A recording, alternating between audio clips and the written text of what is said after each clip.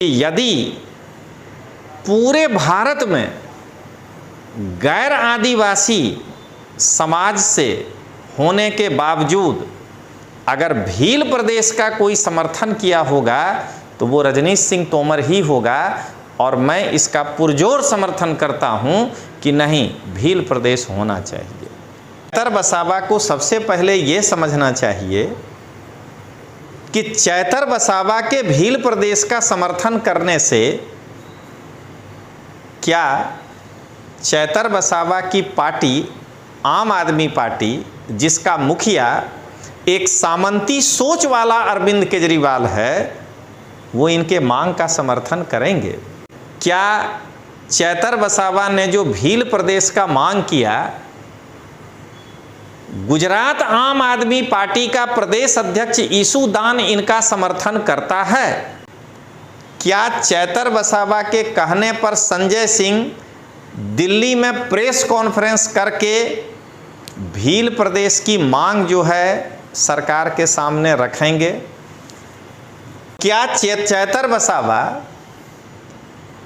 अपने आदिवासी समुदाय के हितों को ध्यान में रखते हुए भील प्रदेश की मांग को आम आदमी पार्टी के संजय सिंह और राघव चड्डा को क्यों नहीं अपील कर रहे हैं कि वो इस मुद्दे को राज्यसभा में उठाएं? यदि भील प्रदेश चैतर वसावा के हिसाब से गुजरात के 15 जिलों को बनाया जाता है तो मुझे नहीं लगता है कि इससे गुजरात के आदिवासी समाज को कोई लाभ हो पाएगा ज़्यादा। नमस्कार दोस्तों, लोकतांत्रिक आवाज़ में आपका स्वागत है। मैं रजनीश सिंह तोमर, राष्ट्रीय संयोजक, लोकतांत्रिक आवाज़ में भारत की जनता को हाथ जोड़कर नमस्कार करता हूँ। दोस्तों, यदि आप गुजरात की राजनीति से ताल्लुक़ रखते होंगे तो आप 2 या 3 दिन पहले ये गुजरात के आम आदमी पार्टी के विधायक हैं श्री चैतर वसावा जी, तो इन्होंने भील प्रदेश के मांग को दोहराया और भील प्रदेश के मांग को एक तरह से सरकार से मांगा कि भाई हमारे लिए भील प्रदेश बना दीजिए। मैं अपनी बात शुरू करने के पहले दोस्तों ये बताना चाहता हूं कि भील प्रदेश बने इसका समर्थन मैं भी कर रहा हूं। और मैंने इसके पहले एक वीडियो बनाया है जिसमें हमने बताया है कि किस प्रकार से संवैधानिक तरीके से एक भील प्रदेश बनाया जा सकता है। तो आज मैं अपनी वीडियो को जो बना रहा हूं, अपनी बात रखने के पहले आपको ये बता दूं कि यदि पूरे भारत में गैर आदिवासी समाज से होने के बावजूद अगर भील प्रदेश का कोई समर्थन किया होगा तो वो रजनीश सिंह तोमर ही होगा। और मैं इसका पुरजोर समर्थन करता हूं कि नहीं, भील प्रदेश होना चाहिए। लेकिन चैतर वसावा का जो भील प्रदेश का मांग है वो हमें एक राजनीतिक नाटक के अलावा कुछ नहीं लगता है।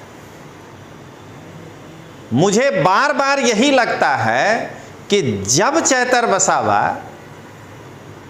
राजनैतिक रूप से अपना क्षेत्र में एक विधायक की भूमिका ठीक से नहीं निभा पाता है तो मीडिया अटेंशन लेने के लिए इस प्रकार का मांग को दोहरा करके और एक बार फिर अपने समर्थक जो इनके अंधभक्त मीडिया हैं उसमें सुर्खियां बटोरना चाहता है। क्यों? तो ये मैं आगे बताऊंगा। पहले ये समझिएगा, भील प्रदेश का मतलब है चारों राज्यों में आने वाला आदिवासी बाहुल जिला। यदि ये मांग गुजरात तक सीमित है, तो आज मैं आंकड़ों से आपको दिखाऊंगा कि क्या इससे आदिवासी समाज को लाभ मिल सकता है। तो पहले मैं दोस्तों ये आपको बताना चाहूँगा कि चैतर वसावा भील प्रदेश का मांग जो कर रहा है वो कैसे राजनीतिक नाटक है। मैंने अभी कहा दोस्तों कि मैं गैर आदिवासी समाज का शायद भारत का पहला व्यक्ति होऊंगा जो भील प्रदेश का समर्थन कर रहा हूं। तो चैतर वसावा को सबसे पहले ये समझना चाहिए कि चैतर वसावा के भील प्रदेश का समर्थन करने से क्या चैतर वसावा की पार्टी आम आदमी पार्टी, जिसका मुखिया एक सामंती सोच वाला अरविंद केजरीवाल है, वो इनके मांग का समर्थन करेंगे? मैं इसलिए कह रहा हूं कि राजनीतिक नाटक है। यदि चैतर वसावा बीटीपी या बाप पार्टी में होकर के ये मांग उठाता तो ये माना जा सकता था कि इनको पूरे संगठन का साथ मिलता। क्या चैतर वसावा ने जो भील प्रदेश का मांग किया, गुजरात आम आदमी पार्टी का प्रदेश अध्यक्ष ईशू दान इनका समर्थन करता है? जरा समझिएगा दोस्तों, क्या चैतर वसावा ने आम आदमी पार्टी के गुजरात प्रदेश के 3 वरिष्ठ पदाधिकारी आम आदमी पार्टी के, ईशुदान गढ़वी, गोपाल इटालिया और मनोज सोरठिया से चर्चा किया? और क्या ये तीनों चैतर वसावा के भील प्रदेश के मांग को मेरे जैसा खुलकर समर्थन करने के लिए तैयार हैं? अब आइए दोस्तों, तीसरी बात, ये राजनीतिक नाटक कैसे है। मैं नाम लेकर के बोल रहा हूं कि हमारे डूंगरपुर के बाप पार्टी के सांसद राजकुमार रोत जी ने इस मांग को लोकसभा में उठाया था। चैतर वसावा के आम आदमी पार्टी के 3 लोकसभा के सांसद और 10 राज्यसभा के सांसद में से किसी एक ने भी इस सेशन में भील प्रदेश के मांग को उठाया?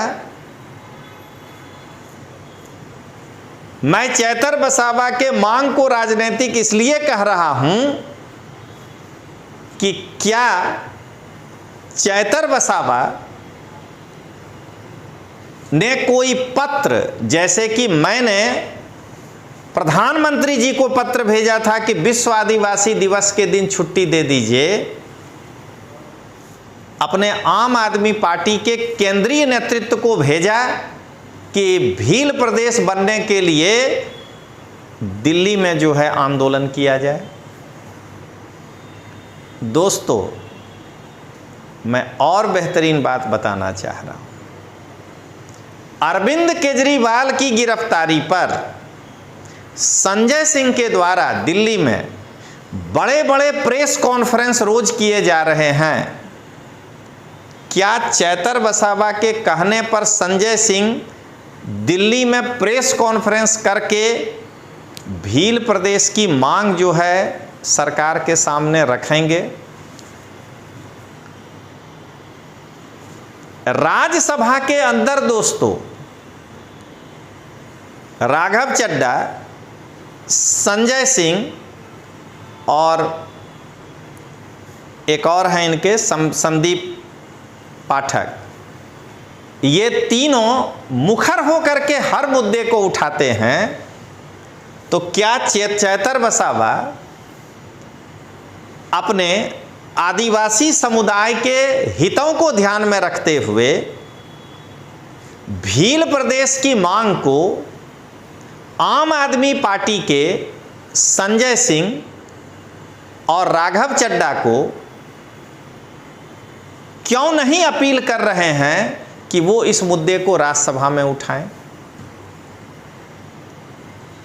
और दोस्तों अब हम लोग ये देखने जा रहे हैं कि चैतर वसावा का मांग जो है, चूंकि ये विधायक है, चैतर वसावा राजकुमार रोध जी से मिल नहीं रहे हैं, सैलाना के विधायक कमलेश्वर डोडियार से नहीं मिल रहे हैं, महाराष्ट्र के भील प्रदेश के क्षेत्र के किसी नेता से नहीं मिल रहे हैं, तो इसका मतलब ये है कि इनका मांग जो है वो केवल गुजरात तक तो सीमित नहीं है।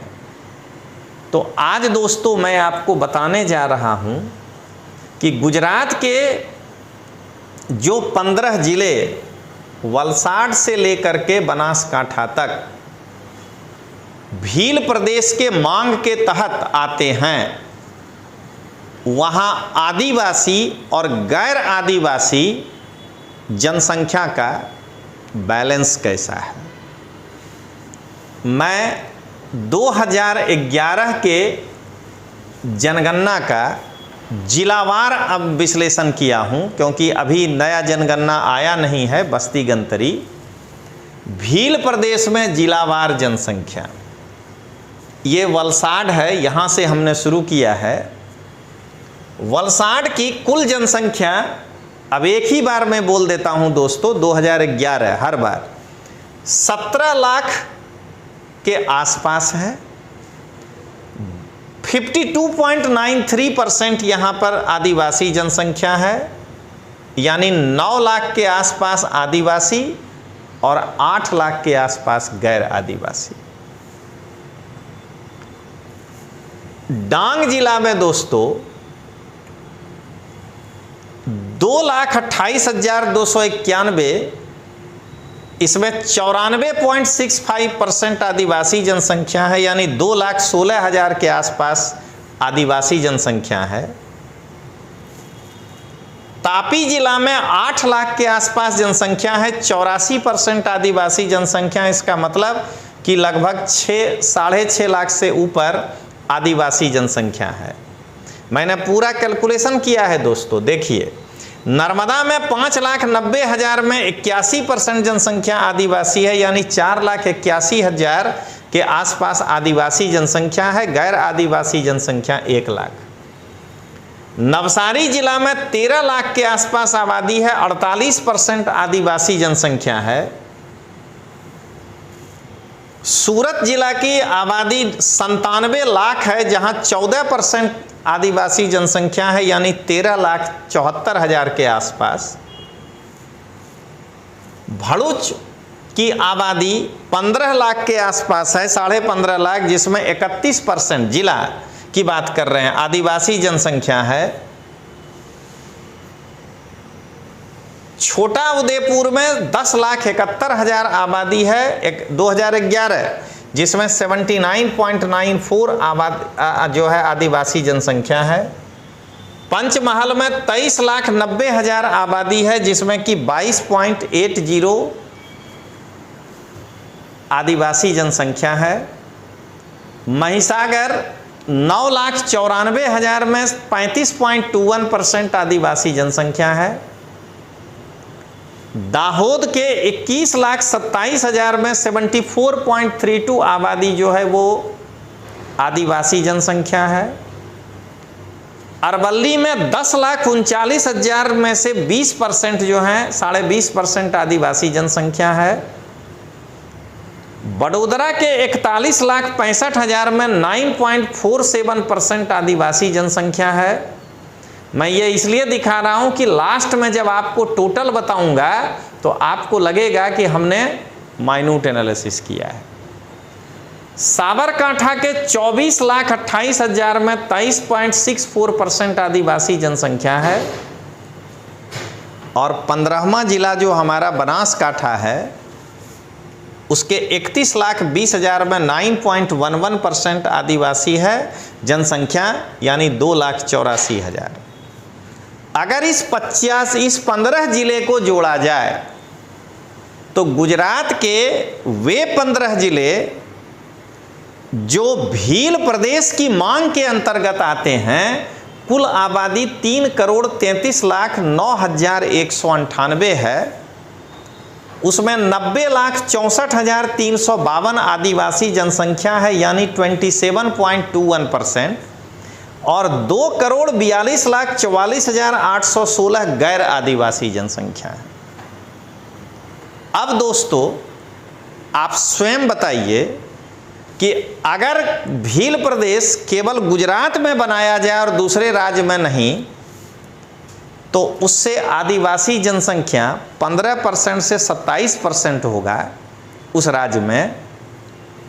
उसके बाद बताइए कि अभी भी चुनावों में गैर आदिवासी जनसंख्या लगभग 73% है। आप ये बताइए कि चैतर वसावा जी जिस तरह से केवल गुजरात में भील प्रदेश मांगना चाह रहे हैं, तो दोस्तों जरा समझिएगा कि चैतर वसावा के गुजरात में भील प्रदेश मांगने से 73% उस भील प्रदेश में गैर आदिवासी ही जनसंख्या होगा। यानी फिर राजनैतिक रूप से मुख्यमंत्री तो कोई गैर आदिवासी के ही बनने का चांस होगा, क्योंकि एमएलए ज़्यादा आदिवासी के जगह पे गैर आदिवासी बनेंगे। इसलिए मैं दोस्तों बार बार कह रहा हूं कि चैतर वसावा एक राजनीतिक नाटक कर रहा है। मैं हमेशा संपूर्ण भील प्रदेश का समर्थक हूं। तो दोस्तों आज आपने देखा कि यदि भील प्रदेश चैतर वसावा के हिसाब से गुजरात के 15 जिलों को बनाया जाता है, तो मुझे नहीं लगता है कि इससे गुजरात के आदिवासी समाज को कोई लाभ हो पाएगा ज़्यादा। क्योंकि मैं ये जो देख रहा हूँ 3,33,00,000, इसका मतलब ये 90 विधानसभा के आसपास होगा। अगर 22.5% यानी 20% सीट भी ट्राइबल समाज के लिए रिजर्व कर दिया जाए, तो 18 या 20 ही विधानसभा जो है वो ट्राइबल समाज के लिए रिजर्व होगा। और यदि आप ज़िले को देखें तो अब जैसे बनासकांठा में 9% है आदिवासी समाज, तो भील प्रदेश बनने के बावजूद और 20 सीट मान लीजिए जिस पर कि आदिवासी जनता का या समाज का प्रभुत्व होगा, तब भी 50 से ज़्यादा सीट ऐसे होंगे जहां गैर आदिवासी समाज का प्रभुत्व होगा। तो हमेशा बहुमत गैर आदिवासी समाज के ही तरफ झुका हुआ होगा। तो दोस्तों मैं यही कहूँगा कि मैं भील प्रदेश का समर्थन करता हूँ, किंतु अकेले गुजरात से भील प्रदेश बने, इसमें मुझे आदिवासी समाज का हित नहीं दिखाई दे रहा है। चारों राज्यों को मिला करके बने, जिस पर मैं वीडियो बनाऊंगा आगे, तो मुझे कोई हित दिखाई दे रहा है। तो चलिए दोस्तों आज के लिए इतना ही, मिलते हैं फिर। जय हिंद, जय जय गरवी गुजरात।